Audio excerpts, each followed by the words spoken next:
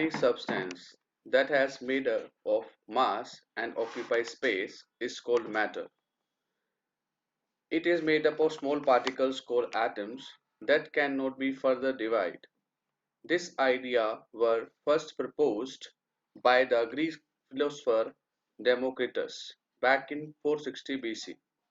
However, due to the lack of scientific evidence, Democritus' ideas were considered more speculation and ignored. For 200 years until John Dalton proposed the atomic theory of matter in 1898, Dalton proposed that atom is the ultimate particle of matter. This theory is called Dalton atomic theory. It postulates that all matter is composed of atoms that cannot be made or destroyed. All atoms of the same element are identical. Different elements have different types of atoms. Chemical reaction occurs when atoms are rearranged. Compounds are formed from atoms of the constituent elements.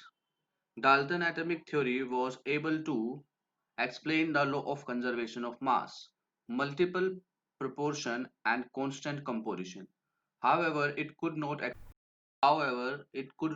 explain the results of many experiments conducted by the scientists in the later part of 19th century and the 20th century.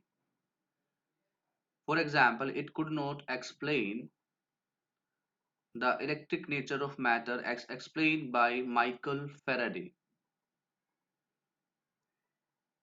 Though his experiment in 1830, Michael Faraday found that when electricity is passed through an electrolyte, which is a solution that conducts electricity chemical reaction resulting in the deposition of matter at the electrode takes place. This experiment proved that electricity consists of charged particles, in turn indicated the electric nature of matter. The structure of an atom, however, was demystified only when William Crookes conducts experiment to study the electrical discharge through gases in the apparent is used for his experiment consists of a gas discharge tube now called cathode rays tube or Kirch tube and a high voltage source of 10,000 volt. The discharge tube was sealed at both the ends and was fitted in a thin piece of metal called electrode. At each side end has a side tube fitted with a stopcock that connected with a vacuum pump to control the pressure of a gas or air. Contained inside the tube crooks observed that a low pressure of 0.01 atmospheric when high voltage of 10,000 volt is applied across the electrode of the discharge tube current start flowing inside the tube to further study the behavior of this current. He punches at the anode inside the cathode ray tubes and coated the glass tube behind the anode with the fluorescent material such as zinc sulfide and then repeated the experiment. This time he noticed a bright spot on the coating behind the anode which confirmed two things. One, the current consists of invisible ray of particle, some of which could pass through the perforated anode. These rays were emitted out of the cathode and moved towards the anode. These rays were named cathode rays and some rays about the cathode rays were discovered in 1897 by J.J. Thomson and other scientists through a series of experiments. In one of his experiments, Thomson observed that it is a pinwheel is placed in between in the path of cathode rays. The rays cause the pinwheel to rotate. This implies that cathode rays are made up of material that is produce a mechanical effect. He then observed that if a metal foil is placed in part of cathode rays, it become hot. This implies that cathode ray produce a heating effect. Thomson also observed that if a solid object is placed in the path of cathode ray, it produces a sharp shadow of the project.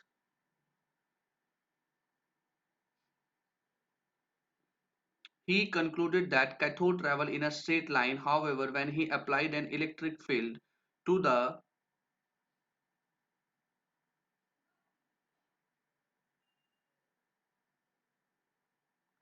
center, the cathode ray deflected towards the positive plate of the electric field. He observed that the same result on applying a magnetic field. Therefore, he conducted that the cattle tree consists of negatively charged particles which he named electron. Through his experiment, Thomson concluded that the properties of cathode rays, electrode and the nature of gas present in the cathode ray tube, this led him to conclusion that electrons are the basic constituent of all atoms. Thomson then tried to calculate the charge to mass ratio of electron by applying electric and magnetic field perpendicular to each other.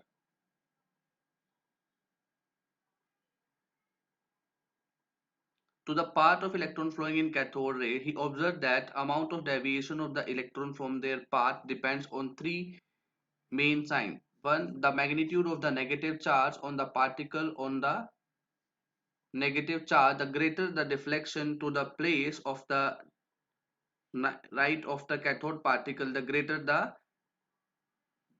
deviation. The strength of electrical or magnetic field, the stronger the magnetic field, higher the deflection. When only electrical sheet is applied, the electron deviation from path and hit the cathode ray tube at a point. Similarly, when magnetic field is applied, electrons strike the cathode rays tube at point C. By controlling the deviation of electron by varying the strength of electrical and magnetic field and accurately measuring on the amount of resultant deflections, he calculated the charge to mass ratio of an electron, which equals 1.758 to 0 into 10 to raise to power 11 coulombs per kg. The charge and mass of the electron, however, remained unknown until another scientist, Robert Millikan, devised a method to calculate them 1999 in order to calculate the charge of an electron. Millikan conducted the famous oil drop experiment by using the apparatus shown here. It consists of a transparent electrical condenser with one metal plate at the top and the bottom of the chamber plate connected to a battery such that the upper plate is positively charged and the lower plate is negatively charged. An atomizer to spray oil into the condenser through a hole in the upper metal plate, a telescope to view the movement of drop, act on a source of X-ray to ionize the air inside the electrical condenser using the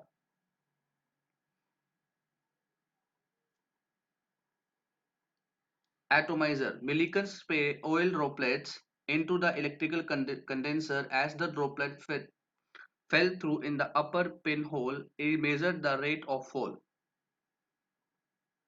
and used is to calculate their mass. Then he ionized the air inside the condenser by passing a beam of X-ray through it. The X-ray displays electron from air molecule which negatively charge the oil droplet. On applying voltage,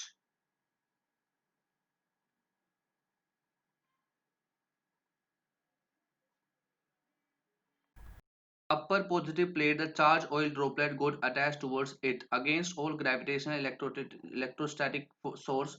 Millikan then varied the voltage to strike a balance between the acting force and to make the oil droplets stationary. He then calculated the charge on the droplet from the mass of oil droplet and then the from the mass of oil droplet and the then charge on the plate. He found that the magnitude of the electric charge Q on the droplet is always an integer multiple of the electrical charge E. That is, Q is equal to 2n n E. Knowing the value of Q and n, Millikan calculated the charge on an electron be 1.6 into 10 to the power minus 19 coulomb. The mass of the electron or Result of Millikan-Old experiment and Thomson value by E by M ratio and was found to 9.1094 into 10 to the power minus 31 kg. Just like the discovery of cathode rays leads to discovery of negative charge particles. And annual rains lead to the discovery of the positive charge particle called proton, and called Kinnell trees were discovered the Egostine in 1886 when he repeated the cathode ray experiment conducted by Crook with a perforated cathode ray instead of a perforated anode ray. He observed that discharge tube containing a perforated cathode also it a glow at the cathode end. Goldstein concluded that in addition to the already known cathode rays, there is another way that travel in the opposite direction, since these rays pass through the holes or channels. In the cathode, he called the canals rains, and they consisted of positive ion whose charge and mass value depend on the gas made the discharge tube. Hydrogen gas produced the smallest and the lightest. With the magnitude of the charge same as that of an electron built with the positive charge, that is plus 1.6 into 10 to the power minus 19 coulomb, and a mass that was found to similar to that of hydrogen atom, that is 1.67 into 10 to the power minus 24 gram. Mass of the positive charge particle originated from the other gases in the discharge tube was found to be whole number multiples of mass of those originated from the hydrogen gas. Therefore, the positive particles from hydrogen gas carrying on positive charge, the mass equivalent to a hydrogen atom, were taken as the fundamental particle of any atom and were named as proton. By 1913, after performing a considerable amount of research on the charge and mass negative and positive subatomic particles, scientists tried calculating the atomic mass. It was determined that the atomic number of an element is equal to the number of protons present in its nucleus. It was thought, but since each proton has one unit mass on the atomic, the mass of an atom must be number of protons present in the nucleus, as electrons have negligible mass. However, it was discovered that the mass of all proton in an atom put together is much less than the actual mass of an atom. It was this thus conclude that the excess mass was due to some other particle in atom that has considerable mass but no change. In 1932, James Chadwick proves that the presence of these heavy neutral particles through a series of scattering experiments. In one of his experiments on bombarding a beryllium plate with alpha particles, Chadwick observed the emission of a neutral particle whose mass was equivalent to that of a proton. He named this particle as neutron. After all the subatomic particles were discovered, it was concluded that an atom is made up of proton or positively charged particles, electron or negatively charged particles, and neutrons that are neutral charge. The then summarize the properties of these fundamental particles through various experiments was established that an atom consists of subatomic particles such as proton, electron, and neutron. Now let us look the arrangement of these subatomic particles.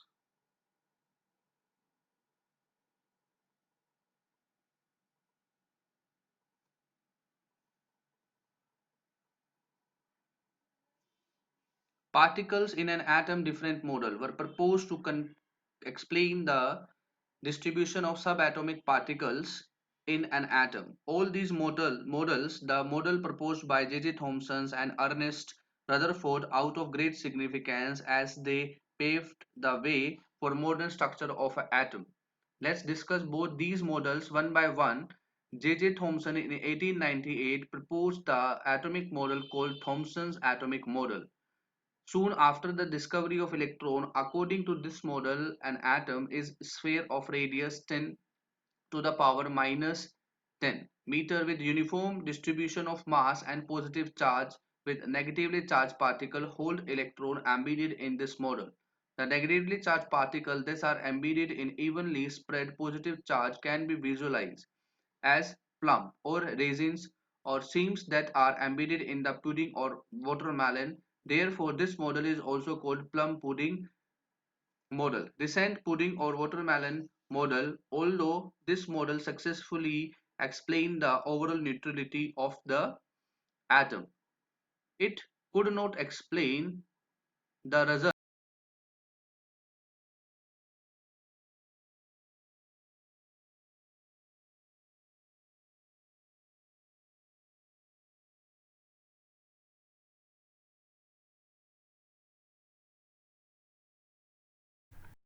could not explain the result of the scattering experiment conducted by Ernest Rutherford. You also it could not explain the stability of an atom, that is how the positively charged particles are shielded from negatively charged particle without getting neutralized. In order to validate Thomson's atomic model in 1911, Rutherford and his student Geiger and Ernest Murdson conducted an experiment called the gold foil experiment or alpha scattering experiment. Before we propose to alpha particle scattering experiment, let us acquaint with the term and the four particle source other than particles emitted from the same source. And the new few characteristics, we know that certain elements radiation on their own, and this phenomena is called radioactivity. The element and thus all its radioactive elements, the alpha rays are emitted by these radioactive elements. Radioactive elements along with beta and gamma rays. Rutherford found that alpha rays consist of high energy particles carrying 2 units of positive charge and 4 units of atomic mass. Hence, these particles are positive helium nuclei. The beta rays are negatively charged particles similar to electron, and the gamma rays are high energy radiation like X-ray. Unlike alpha and beta ray, gamma rays do not contain particles and are neutral in nature. The alpha particle have the least penetrating power among the three. The penetrating power of beta particles is nearly 100 times, and the penetrating power of gamma rays is nearly 1000 times more than of the alpha particles. Now let us move on to the alpha particles. Scattering experiment.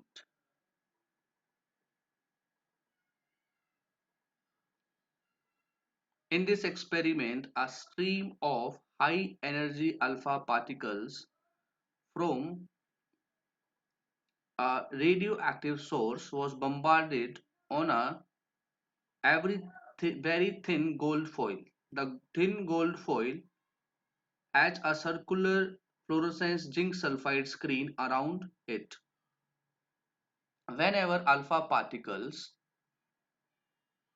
struck the zinc sulfide screen, a tiny flash of light was produced at that point. This Thomson model is correct, then the alpha particle should pass through the gold foil almost undeflected. This is because the entire mass and the positive charge is uniformly spread throughout an atom. However, the observations are quite contrary to these expectations. The following are the unexpected observations made in this experiment.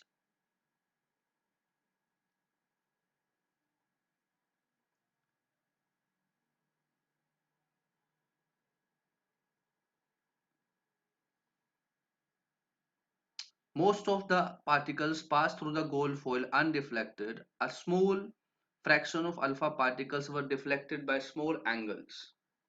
A few alpha particles were deflected by large angles.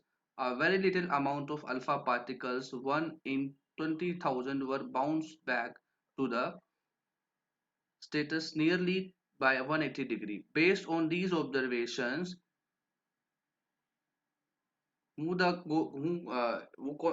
concluded that Most of the alpha particles pass undeflected. Most of the space inside the atom is empty. Only a small number of deflected particles suggested that the positive charge of the atom is not spread throughout the atom as Thomson's stated that. Now, rather, it is concentrated at the center in a very small volume. The alpha particles that are deflected by large angles and by 180-degree indicated that the air bomb has a dense positive charge with entire mass concentrated at the center as the alpha particles approach much nearer to the massive positively charged center. They get deflected by large angle as they directly hit the massive positively charged center. They get deflected nearly by 180 degree. It is due to increase in enormous repulsive force from the massive positively charged center. Rutherford named the positively charged center present in an atom as nucleus. Calculation spiral default shows that the volume of the nucleus is negligible as compared to the total volume of the atom. For an atom of the radius 10 to the power minus 10 meter, the radius of the nucleus is about 10 to the power minus 15 meter. That means if a cricket ball represents a nucleus, that the radius of the atom would be about the kilometer. Based on the observation and conclusion of the gold foil experiment, Rutherford proposed a new atomic model called Rutherford nuclear model of an atom. Immediately after the discovery of proton, according to the Rutherford nuclear model of an atom consists of a tiny dense positively charged center called nucleus. Entire positive charge and most of the atomic mass of an atom is concentrated in the nucleus. Electrons are found outside the nucleus. We revolve around the nucleus with high velocities and circular paths so as to counterbalance the electrostatic force of attraction between the proton and the electron. Electrostatic force of attraction, both the electron and the nucleus held together in an atom.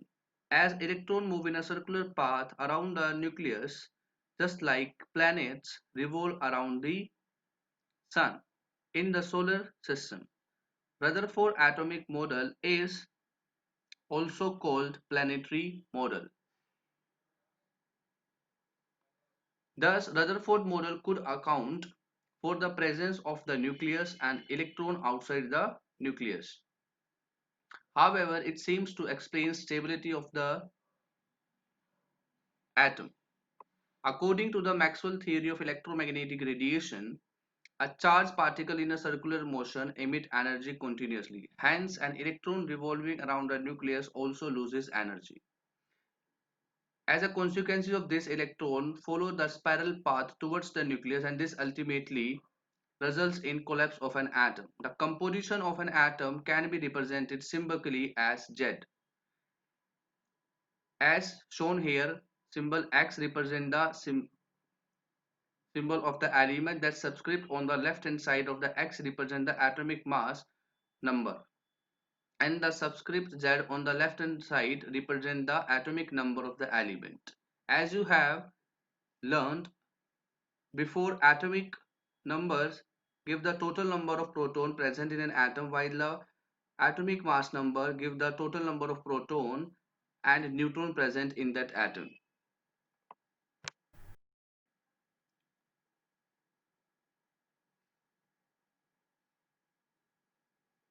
Let us work on a simple problem before proceeding further. An atom has 29 electron and 35 neutron. Calculate the number of proton and the mass number of the element. Also write the complete symbol of the atom. Atomic number set is equal to the number of proton, which is equal to the number of electron in the atom.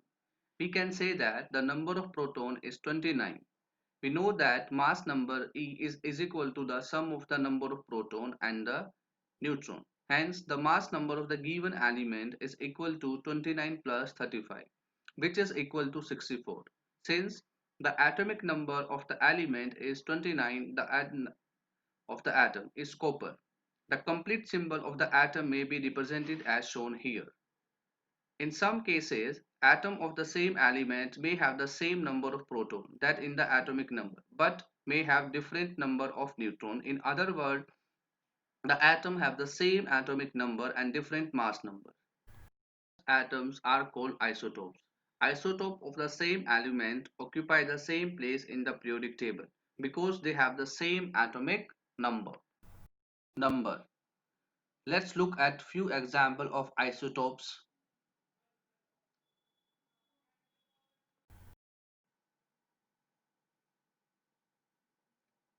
Let 99.985% of hydrogen atom contain only a single proton in their nucleus. This isotope of hydrogen is called protium, H1. One remaining 0.015% contain two other isotopes, deuterium, which contain one proton and one neutron, and the tritium, which contain one proton and two neutrons. You can see that all these three isotopes have the same atomic number and mass number 1, 2 and 3 respectively. This carbon has isotopes with mass number 12, 13 and 14 respectively. Similarly, chlorine atom number 17 has two isotopes with mass number 35 and 37. Isotope of these elements other than hydrogen do not have special name, that they are represented by simply indicating the mass number on the element symbol. The chemical properties of element depends on the number of electrons present and their configuration within, and not on the number of neutrons. Hence, as the isotope have the same number of electrons, they exhibit similar chemical properties. However, as the mass of isotope differ due to different number of neutrons present in an atom, their physical property different from each other. Some atoms of different elements are found to have the same mass number but different number of, for example, 18. For example, if see here, argon 18, mass number is 40, potassium 19, mass number is 40, calcium 20, mass number is 40. Same mass number, different atomic numbers. Such system of different atomic numbers having different atomic numbers but the same mass number are called isobars. Have different physical property because they have different atomic numbers. We have already learned that the Rutherford model, nuclear model of an atom basically suffer from two drawbacks, which are follows as: it could not explain the stability of an atom in the view of the electromagnetic theory. Secondly, a consequences of its possibility to not explain the stability of an atom, it could not explain the observed spectra. This is because, according to the electromagnetic theory, an accelerated electron continuously emits energy and ultimately it falls into the nucleus. Along the spiral path, as the electron is emitting the energy continuously, the spectrum of such an atom also should be continuous. But the spectra of the element indicates that atom emit energy discontinuously, and hence the Rutherford model, atomic model, could not explain the observed spectra of atom. Another drawback is that it could not explain the electronic structure of atom, that is the distribution and energies of electron in an atom. These drawbacks inspired several scientists to revisit the historical results about the behavior of electromagnetic radiation and its interaction with matter in order to improve the Rutherford atomic model. That improvised outcome of the Rutherford atomic model is the Bohr's atomic model. Thank you so much, student. I hope you understand the lectures, and basically these topics are deleted by the CBSE in last year, but they included this year again. So we have to go through that and just watch the video 2 3 times. So you will able to understand the different type of models, and we had that, and we explain here the Bohr model at Rutherford model and the discovery of the subatomic particles, and we also discuss the number of proton, neutron and electron here. I hope you doing well. Thank you so much.